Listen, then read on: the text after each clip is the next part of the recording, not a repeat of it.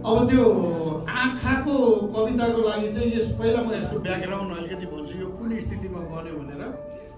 भर्जिनियामा यो अन्तर्राष्ट्रिय नेपाली साहित्य समाजको त्यो एउटा कवि गोष्ठी हुन्थ्यो हरेक महिनाको अन्तिम शनिबार।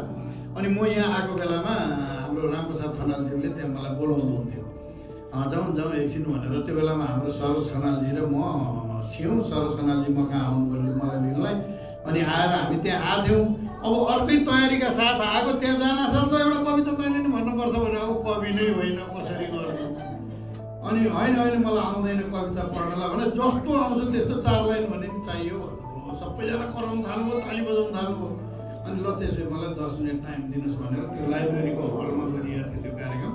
अनि म यतापट्टि लाइब्रेरीको हलमा गएँ। अब कहाँबाट सरस्वती आमा चढिन्, मुखमा आउनुभयो, नाटेश्वरी दिमागमा चढ्नुभयो।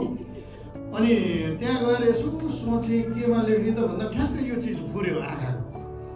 अनि त्यो लेखेर सट्ट ल्याएर उ गरिसकेपछि त्यहाँ कविता वाचन गरेँ, म हिँडेँ। त्यसपछि सबैजना हाँस्नुभयो, त्यति मतलब भएन। 5 दिन पछाडि आएको त 60,000ले सेयर गरिसक्नु भएछ फेसबुकमा।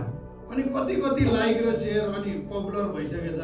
कवि नै नभएको मान्छे कवि हुँदाखेरि त मलाई पनि खुसी लाग्यो। त्यो म 4 लाइन जति आउँछ त्यति गर्छु है त। मैले अघि नै एकपल्ट दिउँसो त सम्झेको थिएँ, पक्कै पनि मलाई यो अफर आयो भने मैले भन्नुपर्छ भनेर एउटा यसो लेखेर ल्याउँ कि पनि भन्ठानेको थिएँ। छैन, बुद्धिले काम गरेन। ए आँखा त कस्तो बैगुनी आँखा, ए आँखा त कस्तो बैगुनी आँखा, बिहान सबेरै मैले नै तँलाई धोइदिन पर्ने, बिहान सबेरै मैले नै तँलाई धोइदिन पर्ने, दिउँसो घाम लाग्दा चस्मा पनि लगाइदिन पर्ने, अनि राम्रो राम्रो कुरा चाहिँ तैँले हेर्ने, अनि राम्रो कुरा तैँले हेर्ने, अनि तेरो गल्तीले कुटाइ चाहिँ मैले खानु पर्ने। ए आँखा त कस्तो बैगुनी आँखा। धन्यवाद।